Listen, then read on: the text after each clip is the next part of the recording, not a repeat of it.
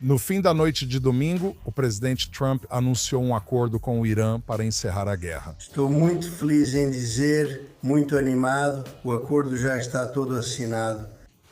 Nós nos demos muito bem com o Irã, é um grupo diferente de líderes e muitas coisas boas vão acontecer no Oriente Médio agora. O acordo já gerou um debate intenso em Israel e não só entre os políticos, mas em praticamente todo o espectro político israelense. Há uma preocupação séria de que, embora o acordo possa reduzir as tensões imediatas, ele deixa as questões mais centrais sem solução. As ambições nucleares do Irã permanecem intactas e dificilmente serão resolvidas no futuro. E sua rede de representantes, aqueles tentáculos que cercam Israel, não foi desmantelada e não faz parte do acordo. Esse não é o acordo que a maioria dos israelenses teria escrito. Ao mesmo tempo, é impossível discutir este momento sem olhar para o quadro estratégico mais amplo. Há menos de 3 anos, após 7 de outubro, muitos achavam que a dissuasão de Israel havia colapsado. No entanto, desde então, Israel lutou uma guerra em 7 frentes. Enfraqueceu a rede regional do Irã, atacou diretamente ativos iranianos e se restabeleceu como a potência militar dominante no Oriente Médio. Talvez o mais significativo seja que o primeiro-ministro Netanyahu colaborou com o presidente Trump de uma forma inédita, estabelecendo uma cooperação estratégica sem precedentes entre Jerusalém e Washington. O resultado foi uma transformação regional que muitos achavam impossível até pouco tempo atrás. Avaliações recentes do Pentágono apontaram Israel como aliado modelo dos Estados Unidos. Israel é o único país que recebeu esse reconhecimento do Pentágono. Israel é um país que possui tanto a capacidade quanto a disposição de usar força militar para defender interesses e valores compartilhados. No entanto, o sucesso não elimina o debate político, certamente não dentro de Israel. O acordo assinado domingo à noite virou questão política central. Críticos em Israel dizem que o país deveria ter conseguido mais. Outros mencionam relatos de tensões entre o presidente Trump e o primeiro-ministro Netanyahu. E com as eleições provavelmente se aproximando, muitos dos argumentos que estamos ouvindo hoje provavelmente vão se tornar temas centrais nas batalhas políticas que estão por vir. O suposto ataque israelense de domingo contra o comandante sênior do Hezbollah em Beirute pode ter enviado uma mensagem própria. Independentemente dos desdobramentos diplomáticos, Israel pretende manter a liberdade de ação quando sua segurança está em jogo, para nos ajudar a entender como essas questões estão sendo interpretadas politicamente e como a oposição pode tentar enquadrá-las a seu favor. Nos próximos meses, conversei com o veterano analista político Gil Hoffman, principal analista eleitoral da IMERI 24 News e ex-correspondente político do The Jerusalem Post. Aqui está minha conversa com Gil Hoffman. Gil, obrigado por participar. É um prazer, Dorão. Bem, parece que há um acordo na mesa e a tinta ainda não secou. Mas o que realmente sabemos sobre o acordo que está acontecendo? Sabemos que o Irã vai receber muito dinheiro sem precisar fazer muita coisa. Sabemos que isso exige um cessar-fogo, que já tivemos meses de cessar-fogo em que o outro lado não respeitou o cessar-fogo. E ainda assim há motivo para esperança. Há potencial de que a guerra que começou em 7 de outubro esteja finalmente chegando ao fim e que talvez os cidadãos de Israel finalmente tenham a segurança de que precisam. E que Netanyahu talvez até receba crédito no final por um cessar-fogo que ele tentou desesperadamente impedir. Certo, deixa eu te perguntar sobre política americana, já que você é analista político nos dois lados do oceano. O que as pessoas estão tentando entender agora? Como o presidente Trump pôde assinar um acordo como esse, sendo que parece contradizer tanto do que ele vinha dizendo? Não importa só o que ele diz, mas também o que faz. Sempre dizem, observe o que Trump faz, não só o que fala. Porque você poderia dizer que é só fumaça e espelhos, mas ele travou 2 guerras com o Irã, lançou enormes munições americanas, perdeu soldados americanos, parecia estar dedicado a esse objetivo.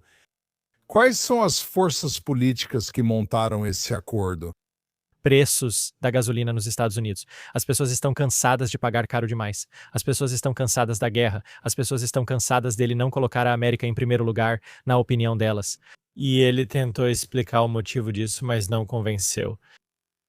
As eleições de meio de mandato estão chegando e candidatos republicanos em situação difícil querem que a guerra deixe de ser destaque, evitando problemas em suas campanhas. Ele precisa vencer essas eleições. Ele precisa manter o controle de pelo menos uma das casas do Congresso para conseguir ser eficaz em seus últimos anos de mandato. Você sabe, você é natural de Chicago e também de uma região não muito longe da minha Detroit natal. Você está aí em Chicago. Você é um eleitor republicano. Ele vai conseguir vender isso como um sucesso? Quero dizer, eu entendo que com esses interesses ele está retirando os aviões e os soldados, mas você acha que ele vai conseguir? Primeiro, não há eleitores republicanos em Chicago e fica bem longe de Michigan. Você seria o único. Então, Os moradores de Chicago dizem que Michigan é longe, mas gostamos de pensar que estamos perto de Chicago como forma de certa austeridade. você tem que se divertir um pouco, eu entendo. Mas olha, as pessoas não vão se lembrar dessa guerra daqui a uma semana nos Estados Unidos. Isso não foi importante para eles. Só as consequências fizeram as pessoas ligarem a TV quando eu estava nos Estados Unidos na guerra. Eles não estão noticiando quais instalações de mísseis estão sendo atingidas no Irã, eles estão falando sobre o preço da gasolina e o impacto para o americano comum. Quando a guerra termina, isso deixa de ser relevante para eles. É isso que Trump precisa. Agora ele vai ter o 250º aniversário do nascimento dos Estados Unidos para comemorar, conseguir algumas manchetes positivas com isso, talvez distrair o povo de novo, deixar que eles se divirtam um pouco. Ouvi rumores de que jogos da Copa do Mundo estão acontecendo na América. Eu não vi nenhuma prova concreta, nem pretendo ver, mas isso está mantendo algumas pessoas ocupadas. O presidente acabou de fazer aniversário. Ele tem uma cerimônia de assinatura na sexta e vai fingir que trouxe a paz mundial. Deixa ele achar isso. Pelo que estamos falando aqui, o povo americano não vê o Irã como uma ameaça direta, certo? Quero dizer, em Israel, a gente acorda todo dia e vai dormir toda noite com o Irã pairando sobre nossas cabeças, literalmente hoje, certo? Tipo, ontem à noite a gente foi dormir. Todos corríamos imaginando quando precisaríamos ir ao abrigo, o que ainda pode ocorrer hoje ou amanhã. O presidente Trump disse, antes de nos sentarmos aqui, que se não houver acordo nuclear e eles não desistirem do programa nuclear, haverá consequências. As coisas mudam o tempo todo. Estava lá. Houve alguma oportunidade perdida aqui que você consegue pensar que poderíamos ter convencido o povo americano de que existe uma ameaça aqui? Para metade dos americanos, Donald Trump é a ameaça. Olha, não vamos conquistar esse pessoal. E quanto à outra metade, veja, até eu fui abastecer o carro e estava 4,69 e pensei que fui prejudicado pelo Donald Trump. Então, mas precisamos olhar da nossa perspectiva em Israel para as questões sérias. E a guerra de 25 de junho atrasou significativamente a ameaça nuclear. Esta guerra não lidou muito com isso. Esta guerra enfrentou a ameaça de mísseis, que foi bastante reduzida. Essas eram duas ameaças que foram resolvidas pelos Estados Unidos de uma forma ou de outra, e somos eternamente gratos. Agora, qualquer um que tivesse expectativas altas de que haveria uma mudança imediata de regime, isso nunca foi realista. E, na verdade, isso só poderia começar depois que a guerra terminasse, o que aconteceu ontem à noite, à 1 hora da manhã, no nosso horário. O dinheiro começa a entrar e o povo do Irã questiona: por que não recebemos nada disso? Por que esse dinheiro vai só para o regime que repassa ao Hezbollah, Hamas e outros e não para o povo? Isso pode causar nova rebelião, que pode ter sucesso. Mas as pessoas ainda não percebem isso. Elas estão olhando apenas para o que está acontecendo com elas no dia a dia, sem nenhuma perspectiva histórica. Quando você liga o rádio israelense, você vê uma única história agora, que são as eleições em Israel e a guerra com o Irã. Certo? É uma narrativa única, bem mais forte, eu acho, do que nos Estados Unidos. Parece que será um ponto de virada nas eleições. Você acha que os Estados Unidos vão esquecer isso até semana que vem? Você acha que Israel vai esquecer ou isso será um ponto crucial nas próximas eleições? Ok, então, antes de tudo, se o cessar-fogo não se mantiver e as pessoas no norte de Israel não conseguirem viver normalmente, então todo dia vão falar disso como uma falha de segurança de Israel. Se a segurança permanecer, Netanyahu poderá afirmar que as 7 frentes desde 7 de outubro melhoraram e ninguém, nenhum chefe do Estado-Maior do Exército concorrendo contra ele poderia contestá-lo. Israelenses voltam focados em segurança. E isso pode funcionar a favor dele. E então, se as pessoas não estiverem falando sobre segurança, vão falar sobre a questão do alistamento dos ultra-ortodoxos. E isso prejudica muito Netanyahu. Ele prefere que guerra e paz sejam os temas em discussão. Muita coisa depende disso. Os acordos de Abraão serão ampliados? Outros no JS são especialistas melhores nesse assunto. A oposição parece dividida neste momento. Eles vão conseguir explorar o que parece ser a fissura entre Trump e Netanyahu? É isso que eles tentam fazer a partir de hoje. Bennett dirá que, com sua experiência como primeiro-ministro, poderia ter feito muito melhor e que Israel precisa de um verdadeiro primeiro-ministro de direita, sugerindo que Netanyahu não é tão de direita. Isso, aliás, funcionou na Hungria. Orbán não pôde ser derrotado pelo centro ou esquerda. Então escolheram um candidato de direita ao cargo de primeiro-ministro para enfrentá-lo e funcionou. Isso faz parte da estratégia de Bennett. Enquanto isso, Eisenkot está dizendo, veja, a vantagem deveria ser que Netanyahu sabia como conversar com líderes mundiais. E claramente não funcionou se Trump está xingando ele. Talvez você precise de um líder mais modesto, que talvez não fale inglês perfeitamente, mas que tenha experiência em segurança. E então ele destacou que há palavras que ele acha que conhece melhor em inglês do que Netanyahu, palavras como responsabilidade. E isso é algo que Eisenkot pode tentar usar contra Netanyahu, e isso vai continuar por 4 meses, vai ser bem interessante. Quero dizer, parece o privilégio de estar na oposição, não é? Sempre ouço eles dizendo que poderiam ter feito melhor. Minha dúvida é, o que fariam melhor militarmente? E se eles tivessem feito melhor, por assim dizer, como é que eles podem então dizer que estão preocupados que o presidente dos Estados Unidos esteja usando palavrões contra a liderança israelense? Ou seja, é difícil para mim acreditar que muitas pessoas teriam agido por conta própria. Por exemplo, o que o primeiro-ministro Netanyahu fez quanto a entrar em Rafah, se não me engano, acho que Eisenkot era contra isso, certo? E por que ele era contra? Nos relembre. Biden era contra. Ele não queria perder o relacionamento com o presidente dos Estados Unidos. Isso foi muito importante na época. O presidente queria impedir a entrada em Rafah e encerrar a guerra por motivos políticos internos. Mas, se isso tivesse ocorrido... Então Sinwar estaria andando livremente. Pode muito bem ser. Mas Netanyahu sempre terá essa cicatriz de 7 de outubro na testa. Ele era o homem no comando e a responsabilidade final é dele. E isso é algo que tanto Bennett quanto Eisenkot, Lieberman e outros podem dizer. Eles não estavam no poder. Netanyahu estava no poder. Todos os diferentes líderes da cúpula da defesa e das agências de inteligência, todos eles pagaram um preço. E somente no nível político Netanyahu não pagou. E chegou a hora. Essa será a posição deles. Mas quando? Olhando para Naftali Bennett, que estava no poder antes, acho que foi em 2022, e Eisenkot, que foi o chefe do Estado-Maior até 2019, ele, na verdade, é meio que creditado por reduzir o exército, certo? Criando um exército pequeno e inteligente, esse tipo de exército pequeno e inteligente associado ao Eisenkot. Para a população israelense, quero dizer, estamos tão envolvidos na esfera militar, certo? Muitos de nós fazem serviço de reserva. Eles não vão se aprofundar um pouco mais e investigar? Qual é a sua opinião? Você é um analista político aqui. Os opositores de Eisenkot vão encontrar tudo o que ele disse naquela época que, em retrospecto, parece ridículo e vão tentar pintá-lo como alguém que cometeu erros como chefe do Estado-Maior, o que levou aos problemas posteriormente.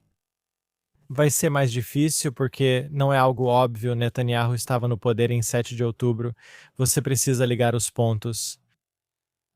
Se eles vão conseguir fazer isso, vai levar tempo, para desgastar as credenciais de segurança dele. Eles têm 4 meses para fazer isso, mas não é a coisa mais simples do mundo. Todos os chefes do Estado-Maior cometeram erros, Gantz também, mas ele permaneceu até agora. E, obviamente, Yair Barak cometeu erros, mas ele se tornou primeiro-ministro, então é arriscado, mas eles vão tentar. Ok, uma última pergunta.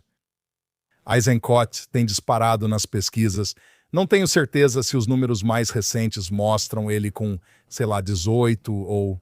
20 no canal 12. E acima disso, se você olhar as pesquisas do I-24, ele tem 5 cadeiras a mais que Bennett. Certo. Então, a maioria das pessoas está perguntando, e só para resumir rapidamente, a maioria das pessoas está perguntando por que esse homem que não fala inglês muito bem que é muito quieto quando se trata de hebraico, não é uma pessoa barulhenta? Eu não acho que exista uma única declaração do Eisenkot que você possa apontar como uma declaração impactante que ele já tenha feito e que as pessoas estejam repetindo. O que explica isso? Então, Doron, se você perguntar aos israelenses quem foi o melhor primeiro-ministro da história deles olhando para trás, sempre Menachem Begin vence. E não é porque ele era de direita ou enfrentou os Estados Unidos. O motivo é porque ele era modesto e ninguém chamaria Netanyahu de modesto. Então, se eles querem o anti-bebê, esse é Guy Eisenkot. Ele é um cara simples. Se ele é de Eilat, de Tiberíades, de cidades de desenvolvimento, ele é do Marrocos. Nunca houve um primeiro-ministro sefardita. Ele perdeu um filho e 2 sobrinhos nesta guerra. E sabe de uma coisa? Ele realmente entende o mundo, mesmo que o inglês dele não seja o inglês da rainha ou o inglês do Netanyahu. Netanyahu me disse: "Vou falar em inglês, pois meu inglês é melhor que o seu." Ele tirou 1 ano de folga depois de servir como chefe do Estado-Maior e trabalhou no Instituto de Washington, em D.C., com Dennis Ross e David Makovsky. E eles me disseram que depois que Eisenkot saiu, muitos generais passaram por esse centro de estudos. Ele foi o mais inteligente que tivemos. E isso diz muita coisa. É interessante. Última pergunta. A chance de Eisenkot se unir a uma coalizão com o primeiro-ministro Netanyahu? Não. Netanyahu, se você me perguntar, pode haver partidos de oposição que se uniriam ao Likud na era pós-Netanyahu, seja isso em 20 anos, 30 anos, ou talvez em apenas mais 5 anos quando ele terá 80 anos e, portanto, idade suficiente para concorrer à presidência dos Estados Unidos. Se eles mudarem a lei lá que exige que você tenha nascido na América, uma pequena lei ali. Na era pós-Netanyahu, haverá muitas coalizões que terão partidos de centro-direita e de esquerda que manterão os ultra-ortodoxos e os árabes de fora. Mas enquanto Netanyahu estiver lá, você tem um sistema político movido por personalidade e a quantidade de membros do Knesset que desprezam o homem causa impasses políticos. E é por isso que a situação atual nas pesquisas indica que teremos mais de uma eleição. Podemos ter 2, podemos ter 3, podemos ter 5, como tivemos entre 2019 e 2022. A menos que alguém esteja disposto a pintar Mansur Abbas como o próximo Herzl, estamos caminhando para impasses políticos e ninguém vai ceder, então seria eu. Quero abordar de outro ângulo. Hoje de manhã recebi ligações e mensagens perguntando sobre o acordo. E eu disse, no papel o acordo deixa Israel muito vulnerável.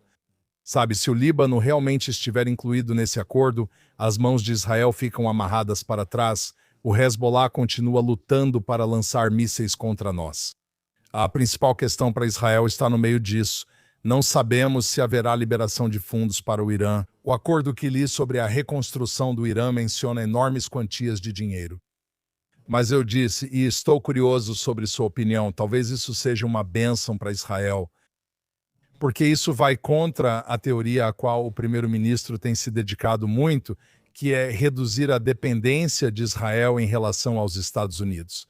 Se dissermos isso, estou curioso pelo que você tem a dizer e esperando sua resposta. Mas se estamos dizendo que este é o presidente mais pró-Israel a ocupar a Casa Branca, sabe, dissemos isso uma semana atrás, então podemos muito bem dizer isso agora também, o mais pró-Israel a já ocupar a Casa Branca. Parece que os interesses dos Estados Unidos e de Israel entram em conflito aqui.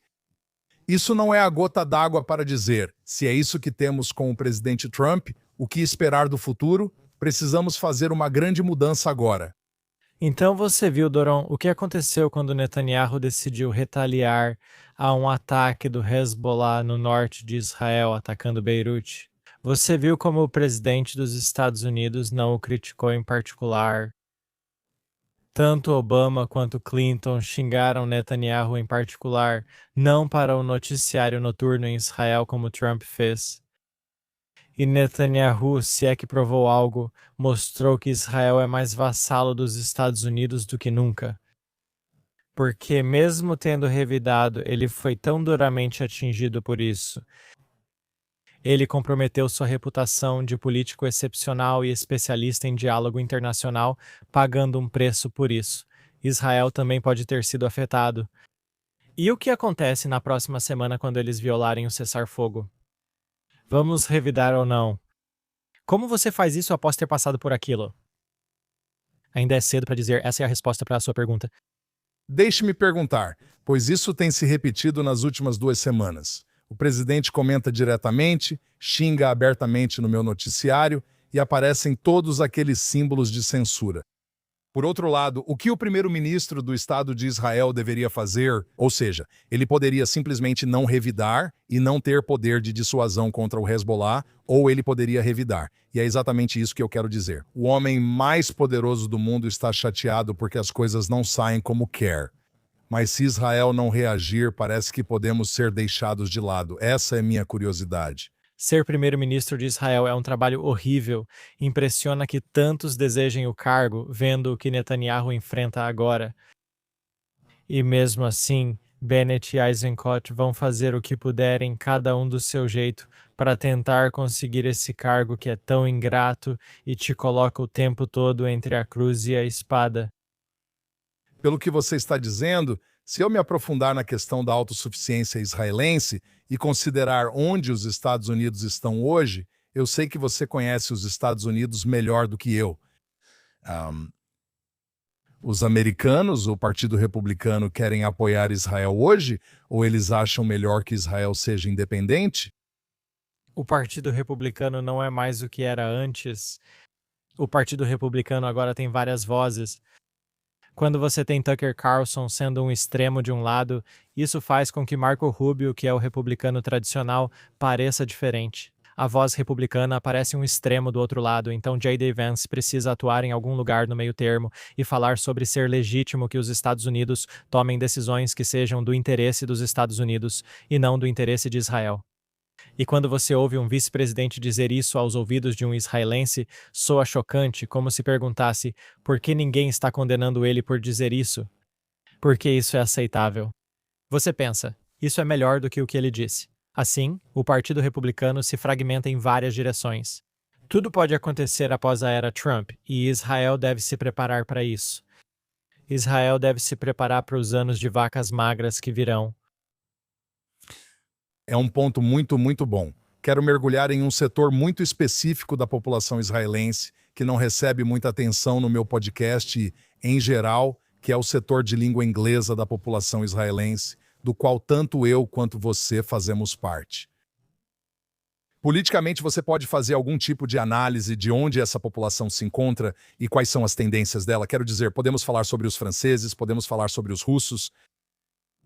Quais são as prioridades dessa população? O que você ouviu deles? Para essa população, importa como Israel é visto fora do país. A população que fala inglês entende melhor do que ninguém, inclusive o atual governo israelense, o quão mal estamos sendo vistos no exterior agora e como consertar isso precisa ser a principal prioridade.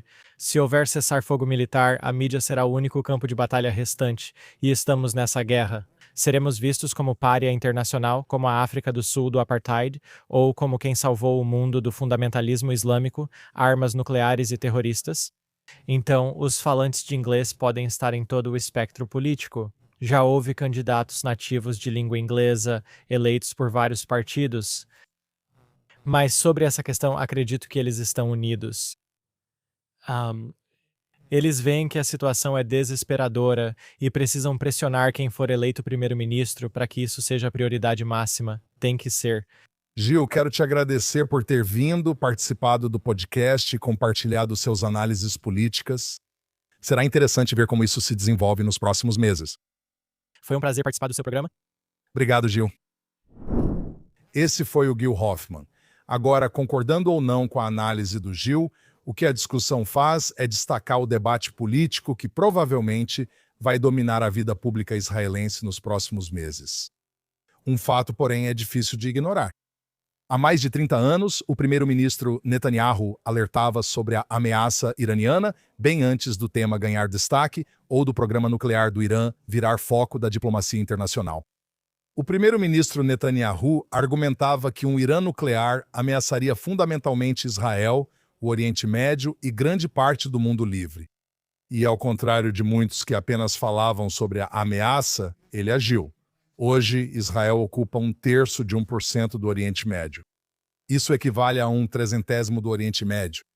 Ainda assim, junto com os Estados Unidos, Israel causou danos extraordinários a infraestrutura militar do Irã, enfraqueceu seus principais representantes e demonstrou capacidades que poucos países no mundo possuem. Mas a história não acabou. As ambições nucleares do Irã não desapareceram. Sua rede regional continua perigosa. E enquanto o Irã mantiver um caminho para armas nucleares e talvez enquanto o regime atual permanecer no poder, uma nuvem escura continuará pairando sobre Israel e a região. Essas questões não desaparecerão após este acordo. Elas continuarão no centro da política israelense, da segurança de Israel e do relacionamento de Israel com os Estados Unidos pelos próximos meses e provavelmente pelos próximos anos. Enquanto os israelenses debatem o futuro e eventualmente tomam decisões nas urnas, essas questões merecem mais do que apenas slogans. Elas merecem fatos e verificação dos fatos. Elas merecem escrutínio e merecem líderes cujas posições e julgamento tenham sido testados sob as circunstâncias mais difíceis imagináveis. Os desafios de Israel são sérios demais para menos que isso. Obrigado por acompanhar. Até a próxima no podcast Verdadeiro Oriente.